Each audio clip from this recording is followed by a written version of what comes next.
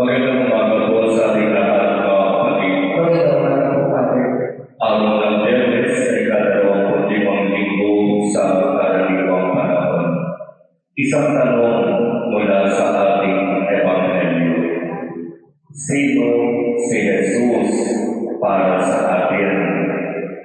Para sa iyo, para sa atin, sino si Jesus?